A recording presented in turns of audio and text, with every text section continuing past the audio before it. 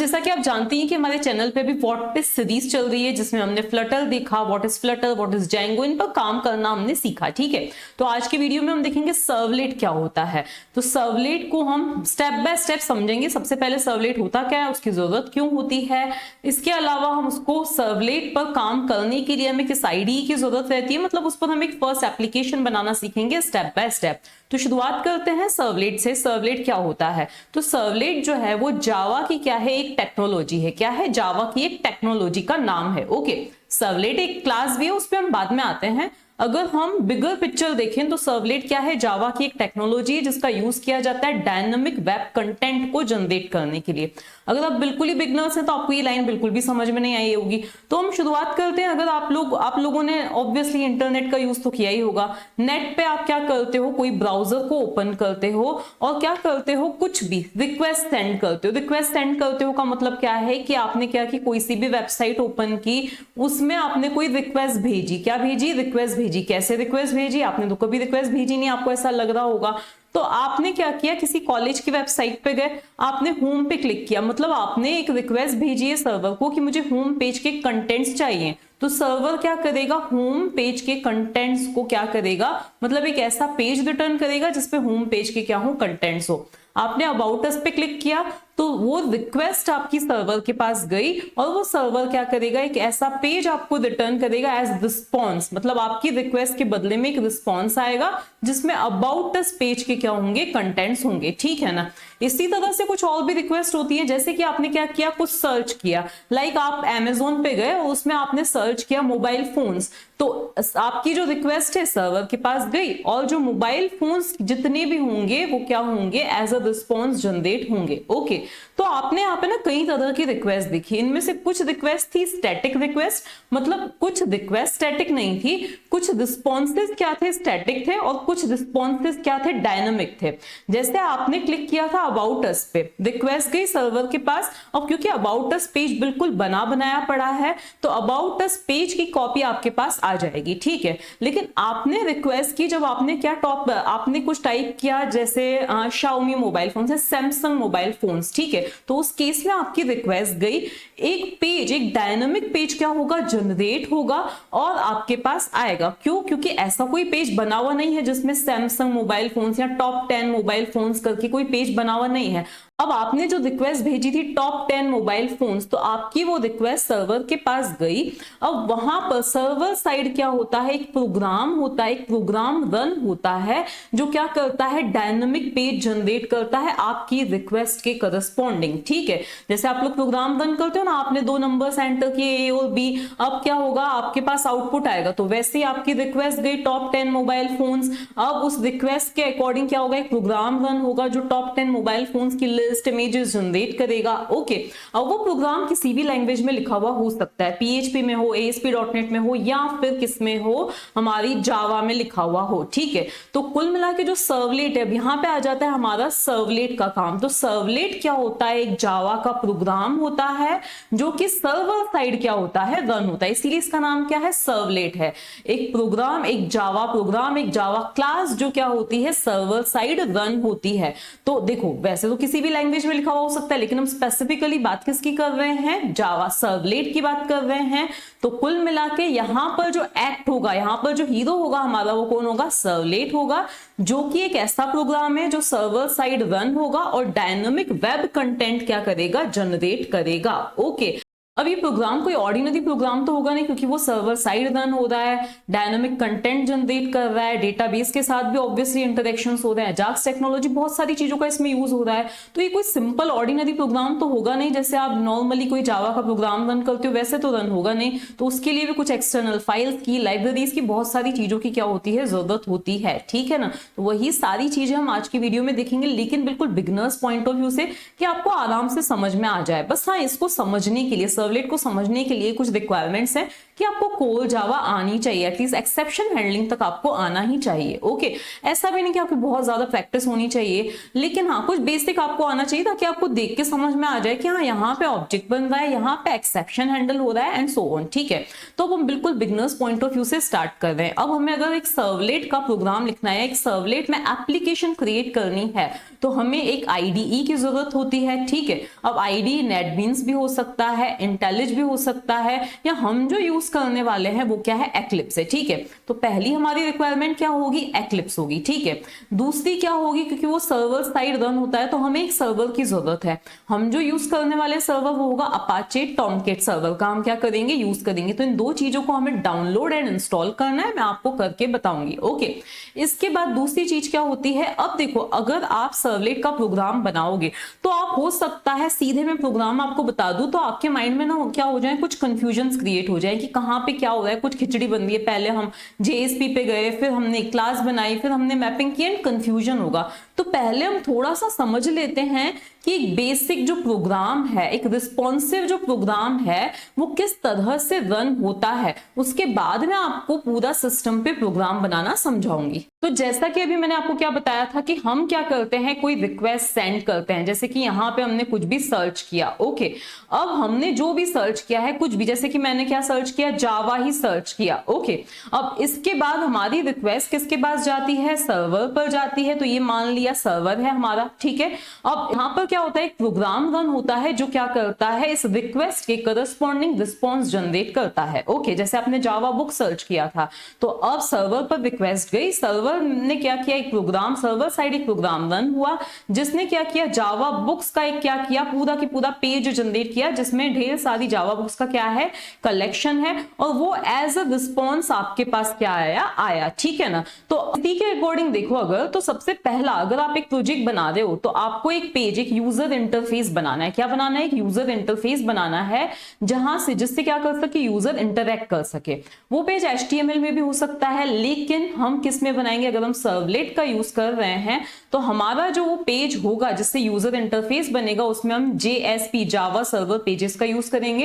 लेकिन ऐसा बिल्कुल भी जरूरी नहीं कि आप HTML का यूज कर ही नहीं सकते हो, लेकिन आप चाहते हो कि डायनामिक कंटेंट क्या होना चाहिए, डिस्प्ले होना चाहिए। आप कभी कभी चाहोगे कि हमारे JSP पेज में ही डायनामिक कंटेंट क्या हो, डिस्प्ले हो, उसमें आप एजाक्स की एम्बेडिंग करना चाहते हो, उसमें आप मास्टर पेज बनाना चाहते हो, तो उस केस में बेटर है कि आप JSP का क्या करो, यूज करो। आप HTML का भी यूज कर सकते हो, आई रिपीट, आप HTML का यूज कर सकते हो यूजर इंटरफेस बनाने के लिए, बट बेटर क्या है कि अगर आप सर्वलेट टेक्नोलॉजी का यूज कर रहे हो तो आप यूजर इंटरफेस के लिए JSP का यूज करो, जो सिर्फ डिजाइन का काम नहीं करेगा, उस पर भी क्या हो सकता है, डायनामिक कंटेंट क्या हो सकता है, डिस्प्ले हो सकता है from server as well as client side. Okay, वो हम किसी वीडियो में देखेंगे अजाक्स टेक्नोलॉजी का यूज करके। ठीक है, तो ये क्या हुआ, सबसे पहले यूजर इंटरफेस बनाने के लिए जहां पे यूजर कुछ सर्च कर सके, कुछ इंटरैक्ट कर सके, हम JSP पेज बनाएंगे। ठीक है, इसके बाद जब यूजर सबमिट करेगा अपनी रिक्वेस्ट तो वो कहां जाएगी, सर्वर पर जाएगी। और जैसे कि मैंने क्या बोला कि सर्वर साइड एक प्रोग्राम रन होगा, एक जावा क्लास रन होगी। ठीक है,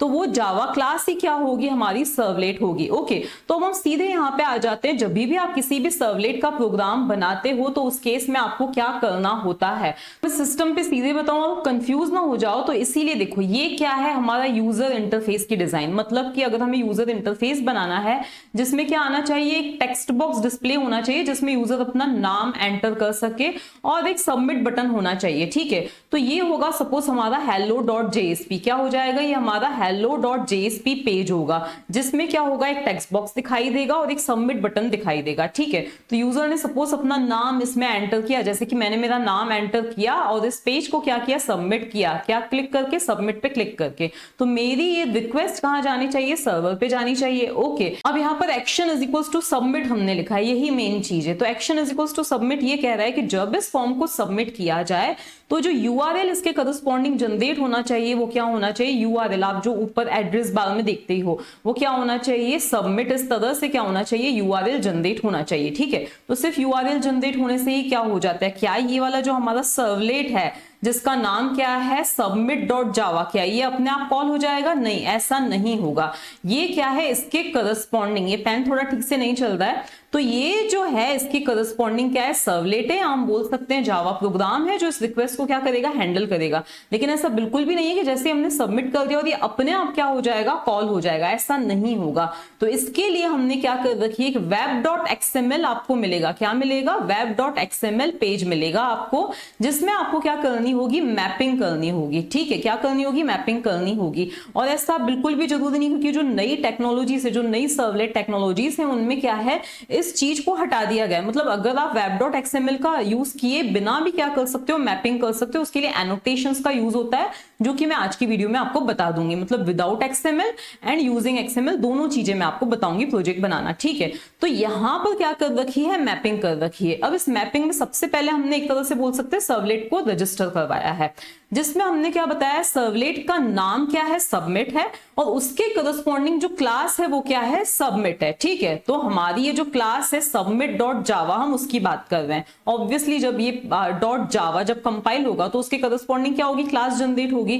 तो हम बोल रहे हैं सर्वलेट का नाम क्या है, सबमिट है, और उसके करस्पॉन्डिंग जो क्लास कॉल होनी चाहिए, उसके करस्पॉन्डिंग जो क्लास है वो क्या है, सबमिट है। अब आपको लगेगा यहाँ पे दोनों जगह तो सबमिट ही लिखा है, लेकिन ऐसा बिल्कुल जरूरी नहीं है।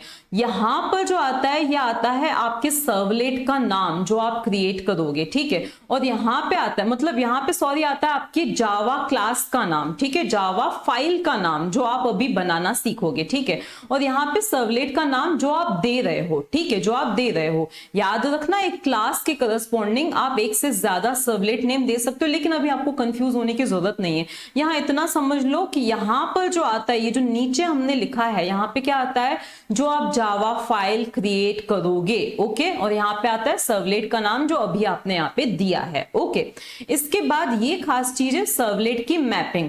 यहाँ पे आपने क्या बताया, सर्वलेट का नाम जो आपने यहाँ पर दिया था। ठीक है, और यहाँ पे आपने बताया URL पैटर्न, क्या दिया है, URL पैटर्न, जो आपने यहाँ पर नाम दिया था। कहाँ पे नाम दिया था, यहाँ पे नाम दिया था। ठीक है, तो ये चीज, ये वाली जो मैपिंग है वो ये कह रही है कि जब URL में, हमारे URL में कुछ ऐसी रिक्वेस्ट आती है सबमिट नाम से, तो उस केस में जो सर्वलेट को लोड करना है, कॉल करना है, वो कौन सा होगा, हमारा ये वाला सर्वलेट होगा। कौन सा वाला सर्वलेट होगा, ये वाला सर्वलेट होने वाला है। इस बात का आपको क्या करना है, ध्यान रखना है। ठीक है, तो ये क्या होती है, मैपिंग होती है। तो ये तीन चीजें, ये जो हमारा है submit.java, इसका काम क्या है, सर्वलेट का काम ये है कि वो आपने ये जो नेम दिया था ना, यहाँ पे एंटर किया था, उस नेम को पहले इस नेम नाम के वेरिएबल में स्टोर किया जाएगा।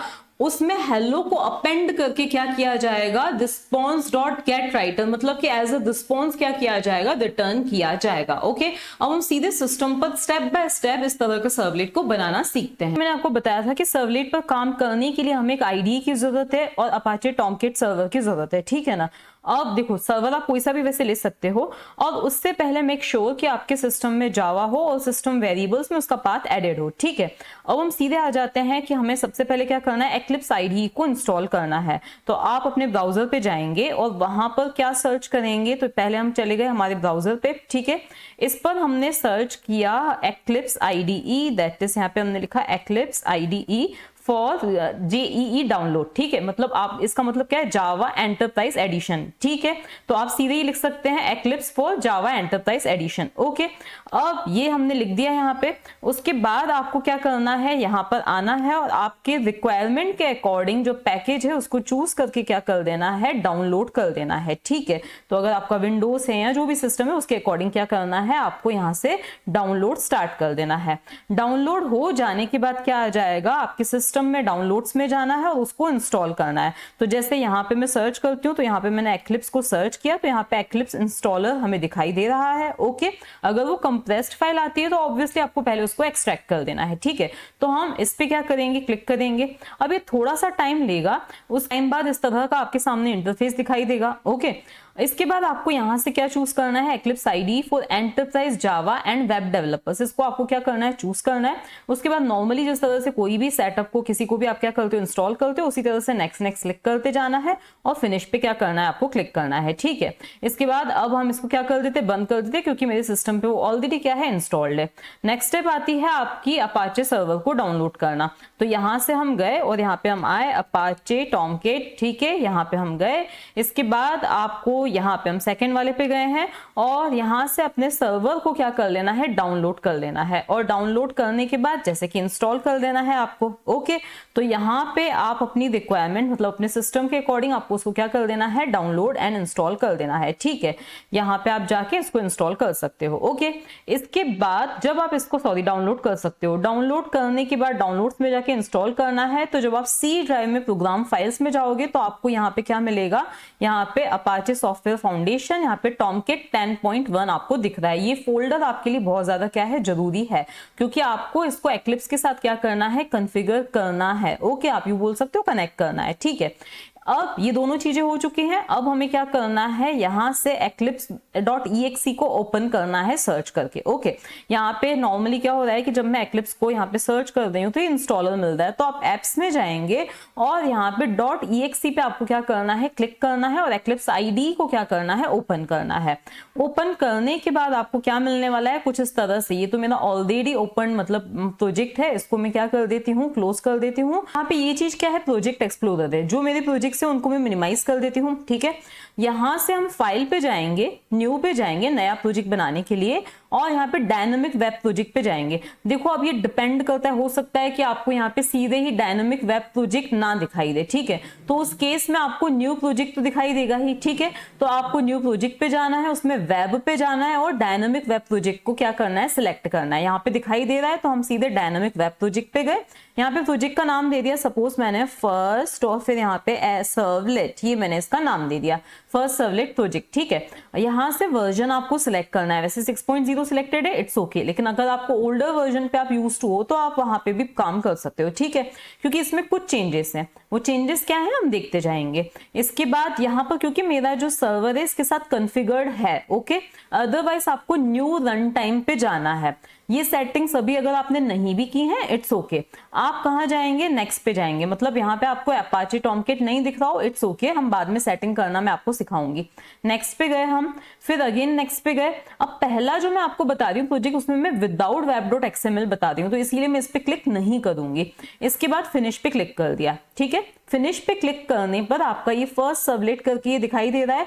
इसमें ये कुछ फोल्डर्स अपने आप बने हुए आ गए हैं। अब कहाँ पे आपको JSP पेज ऐड करना है, कहाँ पे आपको सर्वलेट ऐड करना है, ये पूरी स्टेप्स मैं आपको बताऊंगी। ठीक है, तो सबसे पहले हम JSP पेज, दैट इज हमें यूजर इंटरफेस बनाना है, जहां पे एक टेक्स्ट बॉक्स आना चाहिए, एक सबमिट बटन आना चाहिए, तो वो यूजर इंटरफेस। तो हमें क्या बनाना है, एक JSP पेज बनाना है। पेज बनाने के लिए आपको कौन से फोल्डर के अंदर जाना है। ठीक है, तो आप SRC को एक्सपांड करें, मेन को एक्सपांड करें, उसमें वेब ऐप है। ठीक है, उसके अंदर आपको राइट क्लिक करना है, उसको राइट क्लिक करना है, न्यू पे जाना है और क्या करना है, आपको JSP पे क्लिक करना है। ठीक है, JSP फाइल पे। ओके, यहाँ पे आपको अपनी फाइल का नाम देना है। तो सपोज आपने अपनी फाइल का नाम दे दिया home.jsp, तो ये home.jsp आपकी फाइल का नाम हो गया। इसको हमने क्या किया, फिनिश कर दिया। ओके, मतलब इसको फिनिश पे क्लिक कर दिया।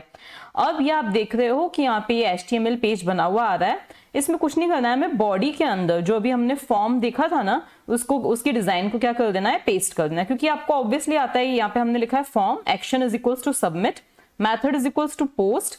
मेथड इज इक्वल्स टू, एक होता है गेट, दूसरा होता है पोस्ट, लेकिन पोस्ट जो होता है वो गेट के कंपैरिजन में सुपीरियर मतलब सिक्योर होता है। Okay, input type is equals to text, जिसमें यूजर क्या करें, इनपुट एंटर कर सकें। ओके, इसके बाद placeholder is equals to your name, वहां पे योर नेम लिखा हुआ आना चाहिए। इसके बाद में button type is equals to submit. हाँ, अब ये बेसिक चीजें हैं HTML से रिलेटेड, इसीलिए मैं इनको एक्सप्लेन नहीं कर रही हूँ। इसको हमें कर देना है सेव। अब हमें क्या बनाना है, इसको हैंडल करने के लिए, मतलब इसकी सबमिट रिक्वेस्ट को हैंडल करने के लिए एक सर्वलेट बनाना है।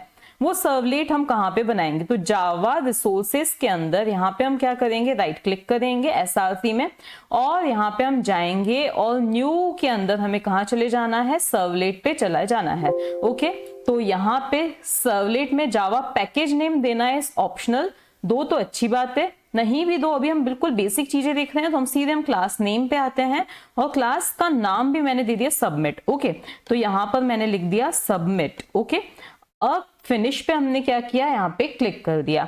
अब अगर आप चाहते तो ऐसा बिल्कुल भी जरूरी नहीं था, यहाँ पे देखो home.jsp है, यहाँ पे अगर आप स्मॉलेस्ट लिख दो, submit 1 लिख दो, इट्स ओके। लेकिन फिर हमें मैपिंग में उस चीज का ध्यान देना है सर्वलेट रजिस्टर करते टाइम। तो यहाँ पे हमारे सबमिट डॉट जावा पे यहाँ काता लिखा हुआ आ रहा है, ये जावा एक्स, देखो कहीं कहीं पे मोस्ट ऑफ द केसेस में आपको जावा एक्स यहाँ पे दिखेगा, लेकिन ये जावा एक्स का न्यू वर्जन है। ओके, ज्यादा आपको कोड में कोई डिफरेंस नहीं दिखने वाला है, ठीक है ना। तो हम यहाँ पर आ रहे हैं, यहाँ पे आप कुछ चीजें दिखाई दे रही हैं। अगर आप चाहो तो इस चीज को पूरी तरह से हटा सकते हो। क्यों? क्योंकि हमने वहां पे method is equals to post दिया था। नहीं भी हटा रहे हो तो इट्स ओके, लेकिन अगर आप इसको हटा रहे हो तो आपको इस लाइन को भी हटाना पड़ेगा, ठीक है। मैंने अभी कुछ भी नहीं हटाया है। अब मुझे क्या करना है, रिस्पॉन्स जनरेट करना है, लेकिन यूजर ने जो टेक्स्ट बॉक्स के अंदर नेम एंटर किया था ना, पहले मुझे उसको लेना है एक स्ट्रिंग के अंदर। तो यहाँ पे मैंने लिया स्ट्रिंग, सपोज मैंने दे दिया एस इज इक्वल्स टू, यहाँ पर मुझे क्या करना है, तो यहाँ पर मुझे उस फॉर्म में से उस नाम को क्या करना है, गेट करना है। फॉर्म मतलब रिक्वेस्ट में से, तो यहाँ पे रिक्वेस्ट डॉट गेट पैरामीटर, ये देखो HTTP सर्वलेट रिक्वेस्ट का एक ऑब्जेक्ट बन रहा है रिक्वेस्ट नाम से, और ये जो है HTTP सर्वलेट रिस्पॉन्स का एक ऑब्जेक्ट बन रहा है रिस्पॉन्स नाम से। यहाँ आपको एक और चीज ध्यान देनी है कि हम ये जो भी मेथड्स क्रिएट कर रहे हैं उनमें हमने एक चीज स्पेसिफाई की है कि ये जो सर्वलेट्स हैं, सॉरी ये जो मेथड्स हैं, ये सर्वलेट एक्सेप्शन को थ्रो कर सकते हैं और IO एक्सेप्शन को थ्रो कर सकते हैं। ये थ्रोस कीवर्ड का ये मतलब, ये चीजें मैंने आपको पहले ही, मतलब थ्रोस कीवर्ड का मतलब मैं पहले ही आपको एक्सप्लेन कर चुकी हूँ, क्योंकि ये चेक्ड एक्सेप्शन है, इसीलिए यहाँ पे इनको हैंडल करना क्या है, जरूरी है, इसीलिए हमने यहाँ पे थ्रोस का यूज किया है। ओके, अब हम कहाँ पे थे, यहाँ पे थे। तो ये रिक्वेस्ट, यहाँ पे हमने क्या लिखा, request dot gate parameter. Okay, तो यहाँ पर गेट पैरामीटर हम लिखेंगे, तो ये आ गया हमारा गेट पैरामीटर। अब हमारा उस इनपुट टेक्स्ट बॉक्स का नाम क्या था, तो उस टेक्स्ट बॉक्स का हमारा नाम आई थिंक था नेम, तो यहाँ पे मैंने दे दिया नेम, ठीक है, और फिर यहाँ पर सेमीकोलन लगा दिया। अब एस के अंदर मेरा नाम आ चुका है जो यूजर ने एंटर किया है। अब मुझे रिस्पॉन्स जनरेट करना है, तो रिस्पॉन्स को मैं प्रिंट करवाना चाहती हूँ, तो मैंने लिखा प्रिंट राइटर। ओके, अभी यहाँ पे एक एरर आ सकती है, लेकिन उस एरर को भी हम यहीं पे हटा देंगे। Is equals to response dot get writer, यहाँ पे हम क्या लिखेंगे, response dot get writer. Okay, ये हमने लिख दिया। अब हमें क्या करना है, यहाँ जो एरर आ रही है इसके लिए हम यहाँ पे क्या कर देंगे, इंपोर्ट प्रिंट राइटर, ठीक है। तो अभी एरर चली गई, मतलब इसके करस्पॉन्डिंग हमने जो पैकेज है उसको क्या करवा दिया, इंपोर्ट करवा दिया है, ठीक है, पैकेज के अंदर की क्लास को। अब यहाँ पे हम लिखेंगे आउट डॉट, और आउट डॉट क्या लिखेंगे, हम राइट लिखेंगे, ठीक है। आउट डॉट राइट लिखने के बाद यहाँ पर हम क्या चाहते हैं, हेलो आ जाए, तो यहाँ पे सिंपली हेलो, और फिर यहाँ पर प्लस, मतलब कॉन्केटनेट कर रहे हैं हम किस चीज को, हमारा जो नाम था ना उसको हम कॉन्केटनेट कर रहे हैं। ओके, ये हमारा सर्वलेट रेडी हो चुका है, रिस्पॉन्स रेडी हो चुका है। अब यहाँ पर आप एक चीज ऑब्जर्व कर रहे हो, यहाँ पे एनोटेशन का यूज किया गया है, @web सर्वलेट, और यहाँ पे हमने लिखा है, यहाँ पे URL दिया है, मतलब जब ये वाला URL एक्टिव हो तो उस केस में कॉल किया जाए, तो इस मेथड को, इस सर्वलेट को उस केस में कॉल करना है, मतलब इस URL पर ये वाला जो सर्वलेट पर्टिकुलर हमने बनाया है उसको कॉल करना है, और अपने आप ही इसका कौन सा मेथड कॉल हो जाएगा, डू पोस्ट, क्योंकि हमने वहां पे मेथड इज इक्वल्स टू लिखा था डू पोस्ट। ओके, इसको भी हमने सेव कर दिया। अभी हमें कोई मैपिंग की जरूरत नहीं, क्यों, क्योंकि हमने इस एनोटेशन का यहाँ पे क्या किया है, यूज किया है। ओके, अब हमें क्या करना है, तो अब आपको, क्योंकि आपका अभी अपाचे क्योंकि कॉन्फ़िगर्ड नहीं होगा, अब आपको कौन से पेज को रन करना है, आप चाहो तो इसको डायरेक्टली रन कर सकते हो, या हम यहाँ से जब राइट क्लिक करके रन करेंगे, तो क्योंकि यहाँ पे मैंने जैसे किया रन एज, तो यहाँ पे रन ऑन सर्वर आ रहा है, ठीक है, लेकिन आपके केस में नहीं आएगा, तो हमें कुछ सेटिंग्स करनी पड़ेंगी। तो यहाँ पर ना नीचे आपको ये सर्वर्स ऑप्शन दिख रहा है, ठीक है, इस सर्वर्स ऑप्शन में जाना है, और यहाँ पे क्योंकि यहाँ पे लिखा हुआ आएगा ऐड न्यू सर्वर समथिंग कुछ लिखा हुआ आएगा, लेकिन क्योंकि आपके यहाँ पे नहीं लिखा हुआ आ रहा है, क्योंकि यहाँ पर नहीं लिखा हुआ है क्योंकि मेरा ऑलरेडी क्या है, कॉन्फ़िगर्ड है, ठीक है ना। इसके लिए आपको कहाँ जाना है, विंडो पे जाना है, प्रेफरेंसेस पे जाना है, और यहाँ पर सर्वर ऑप्शन को ढूंढना है। ये था मेरा सर्वर ऑप्शन, इसमें रन टाइम एनवायरनमेंट पे आपको क्लिक करना है। अब सपोज यहाँ पे आपको कुछ भी नहीं दिखेगा, ओके, तो आपको ऐड पे जाना है और यहाँ पे अपाचे, और जो आपने वर्जन को डाउनलोड किया है ना वो वर्जन यहाँ से सिलेक्ट करना है, ठीक है ना। तो यहाँ पे जैसे मैंने दे दिया अपाचे 10.1, टॉमकिट 10.1, ओके। इसके बाद नेक्स्ट पे जाना है, ओके। अब क्योंकि वो इंस्टॉल नहीं होगा इसीलिए, ठीक है ना। तो अब हमें कहाँ पे जाना है, देखो 10.0 क्योंकि इसमें इंस्टॉल मतलब इसमें कन्फिगर नहीं है, सॉरी, तो उस केस में नेक्स्ट ऑप्शन आ रहा है, क्योंकि 10.1 को मैंने कन्फिगर कर रखा है इसीलिए वो फिनिश ऑप्शन दे रहा है।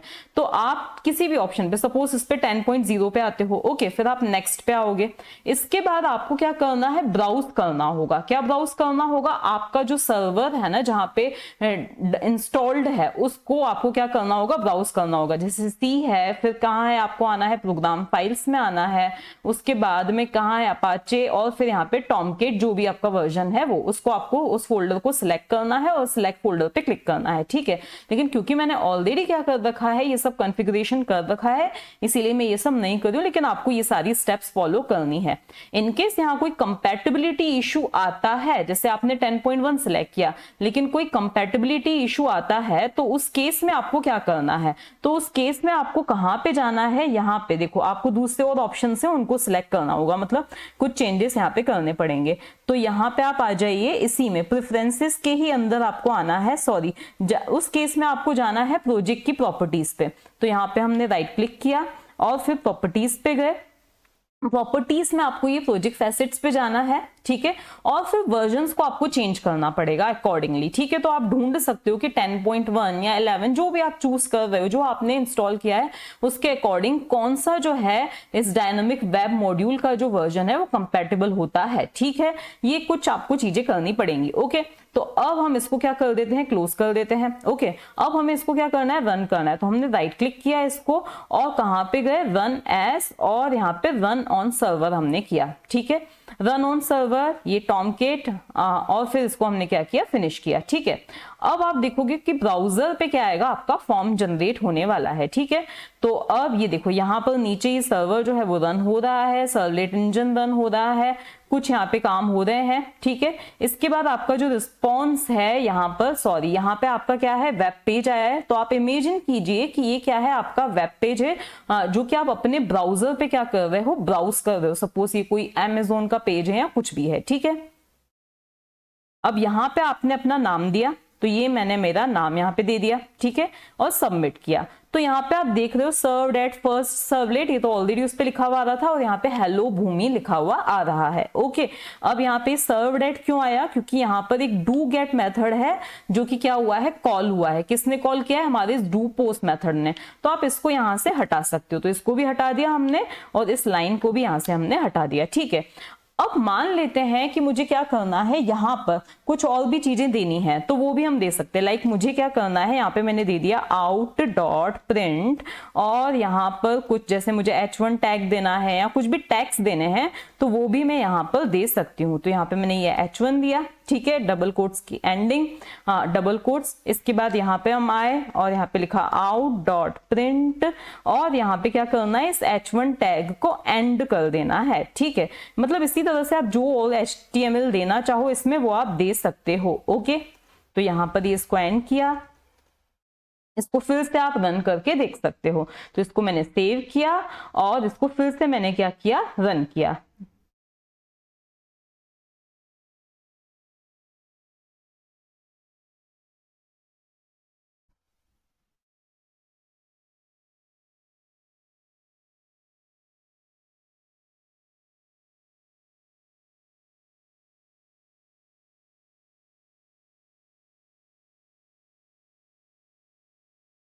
अब यहाँ पे आप देख सकते हो मैंने मेरा नाम दिया और पेज को सबमिट किया।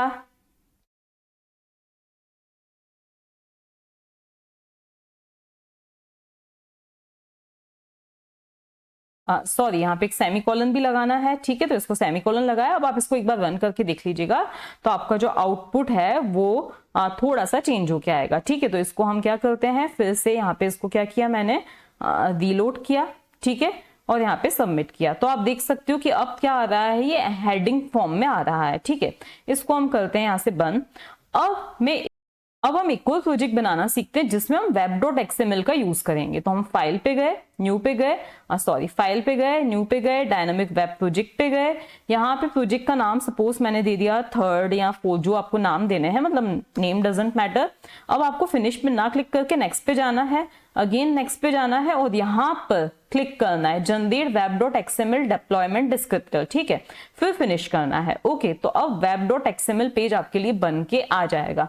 अगेन हम यही सारी स्टेप्स फॉलो करते हैं। लाइक हमें क्या करना है, SRC में गए, मेन में गए और यहाँ पर सबसे पहले एक JSP पेज बनाना है, तो हम यहाँ पे न्यू पे गए और कहाँ पे गए, JSP फाइल पे गए। सपोज इसका नाम मैंने क्या दे दिया है, index.jsp, तो ये दे दिया मैंने index.jsp, इसको फिनिश किया।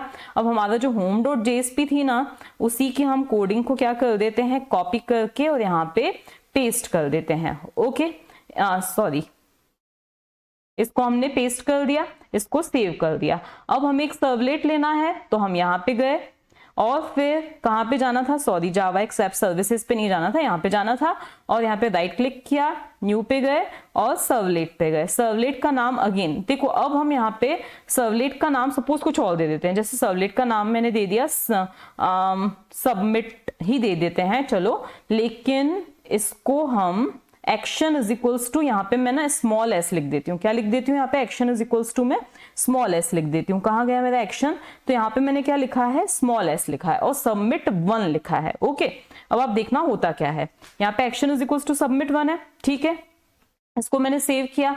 अब हम कहाँ पे गए हैं, submit.java पे गए हैं। अब मुझे वही कोड लिखना है जो अभी मैंने लिखा था, कौन सा वाला, जो submit.java के अंदर था, ठीक है।